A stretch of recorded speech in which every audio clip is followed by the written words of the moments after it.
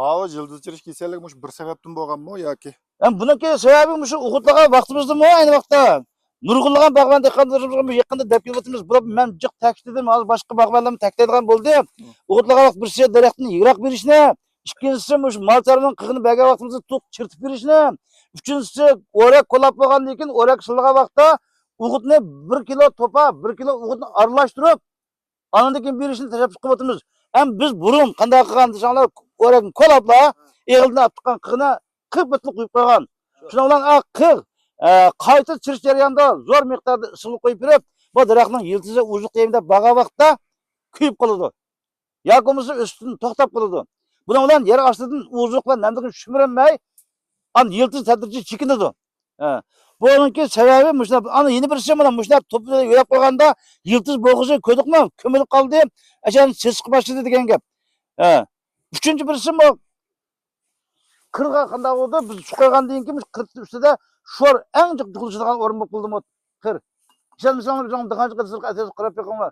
Suv qo'ygan yerda sho'r yo'q. Nima qirib o'zi oppoq narsa. Xuddi qar yoqqanday ko'rinadi. Shuning hammasi sho'r. Sho'rning egizga chiqishi. Mush tuproqdagi namlikning porlanishi bilan suv qo'ydik. Suv ostiga bosdi sho'rni. Miyada suv qo'ymadik. Miyadagi bu havan namlikning porlanishi bilan yer ostidagi sho'rni tepaga sho'rab chiqdi. Shuning bilan qirg'a sho'r jo'lish bo'ladi. Ondan keyin daraxtlarimizni tozning beshini qaqqash qo'rib olgandek qo'rib olib, nafaslantirmaydi, tarak qildirmaydi. Shuning bilan andaq-mundaq ahvollar kelib chiqadi.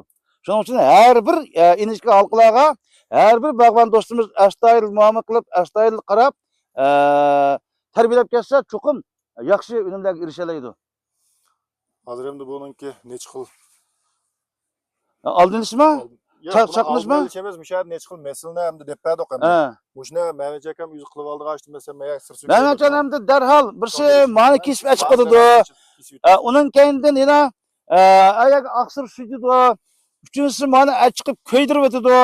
Bundan boshqa mushna kasal bo'lib qolganimni qirg'a vaqtida cho'qim ostiga gez qog'ozlarini yo yaltiroqni silib, tushgan kasallik manbalarini, ashirat manbalarini yig'ib 50 cm qo'liq bo'lsa, yazning kuni qo'liq bo'ldimi? Sirtqa chiqmay ovoz qilsa 50 cm qo'lab, 50 cm cho'qib ko'myotdi. Agar ko'mmaymasa, chiqib tunuq o't qilganda yoki o'choq o't qilgan vaqtda ko'ydirib o'tdi.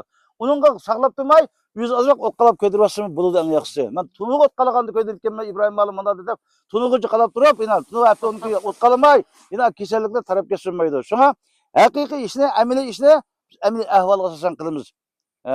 Shunga mani chiqib bag'ishib qo'yib qo'ymay darhol joylaymiz. Endi mush bag'bon do'stlarimizga yana bir gap degim kelib qoldi. Bu takror bo'lsinmi? Mush bag'da yana bir masala bor ekan. Qaysi masala botimni ko'rsatib qo'ydim. Men mushuni bir kasqa vaqtda qaranglar. Mushan 20 sm uzunlikda quzuq qilib qo'ygan ekan. Ana qaranglar, aningni ishki shaq qilib qo'ygan quzuqlarga mana. Nima ish qilib qo'yamiz biz quzuqni endi? Bu nimaga foyda qo'yib qo'ydik buni? Bir ulg'a chiqmay. O to'g'ri. Endi ma'lum ishni kesish kerak-da. Ma'lum yerdan ma'lum kesish kerak-da. Bunu muşun qo'yib qo'yishning o'zida xato ish deymiz. Keng bag'bon diqqat do'stlarimiz, mayling ulusin yangidan. Mayling mush chatusin qisqartirgan cho'nchoqni.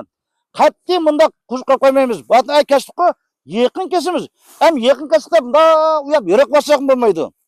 Ay mushuni takshiydi kassak bo'ladi.